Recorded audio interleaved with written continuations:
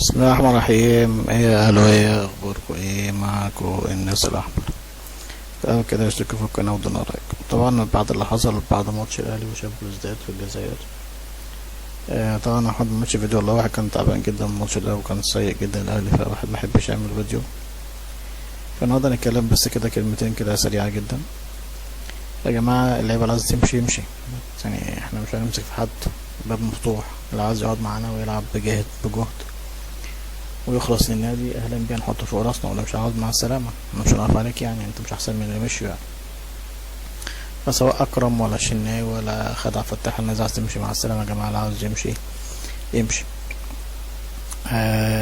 فدي حاجه حابين بس نتكلم فيها في الاول. تاني حاجه طبعا اللي حصل في ماتش الاهلي وشباب بلوزداد، حاجه تحرق الدم والله.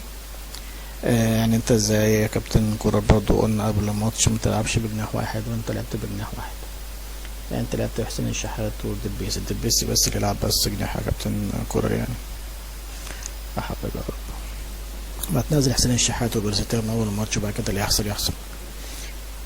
يعني انت حتى يعني انت حتى لو اتغلبت وانت بتلعب مش مشكلة، اسمك لعبت وما حصلش نصيبك، انت ولا لعبت ولا عملت حاجة ولا دفعت ولا هاجمت ولا حاجة خالص يعني.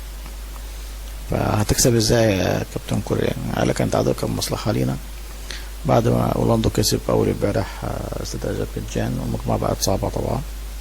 يعني الاهلي ملوش حل، لازم يكسب ماتش الجاي بتاع اذربيجان ده في اللي برا ارضنا، ملوش حل، لازم نكسب ونشوف بقى اورلاندو هيعمل ايه مع شباب بلوزداد.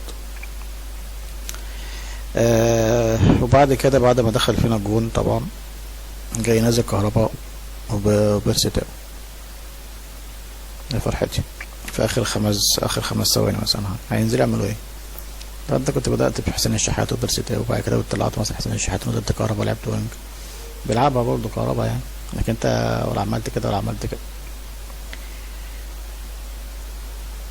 والله واحد زي الله العظيم الحمد لله يعني. واحد مش عارف ايه بصراحة الكلام. واحد بيحاول يجيب كلام محترم عشان ما يغلطش في حد، عشان الناس اللي بتسمعنا، وانا ما بحبش اغلط في حد بصراحة. كورة زودها جدا يا جماعة والله. مش عارف ايه يعني، انت بتوصل لنا رسالة احنا مفيش لعيبة. طب انت مفيش لعيبة، بس انت وافقت انت تلعب باللعيبة دي. خلاص طالما وافقت يا كابتن كورة خلاص، يعني احنا هنعمل لك ايه يعني؟ ما انت هم نفس اللعيبة كنت تلعب السنة اللي فاتت، يعني نزلت عليه عمر الساعي وكام لاعب كده وخلاص.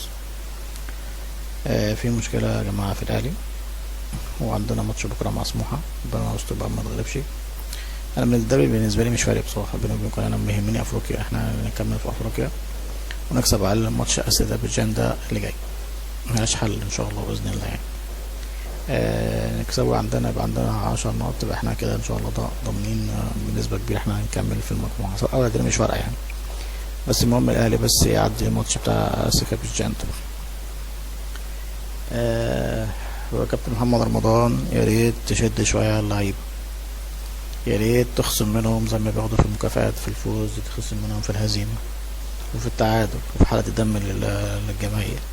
الجماهير لما بتعرض لهم رسائل بيزعلوا وبتقمصوا، فيا ريت حضرتك بقى تتدخل وتشوف لنا حل في المشكلة دي في اللعيبة اللي هي مش عايز تلعب. مش عايز العب يا جماعة مع السلامة، احنا في يناير لازم يمشي باب مفتوح.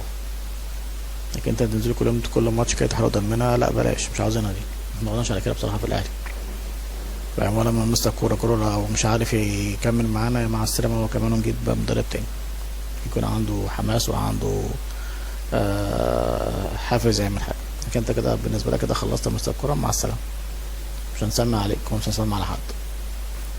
النادي بيقع، النادي الاهلي في اول الموسم زي الزفت. الماتش الوحيد اللي عمله كويس ماتش العين الاماراتي، بعد كده كله سبانخ في الملوخيه. فاهم؟ يعني بعدين يعني ما ينفعش يا جماعه كده والله. فده كان فيديو كده سريع كده على الاهلي بعد ماتش شباب بلوزداد، وربنا يستر بكره ان شاء الله على سموحه، ونشوف هيحصل ايه في ماتش بكره. على الرجاله شكرا في القناه. السلام عليكم ورحمه الله وبركاته.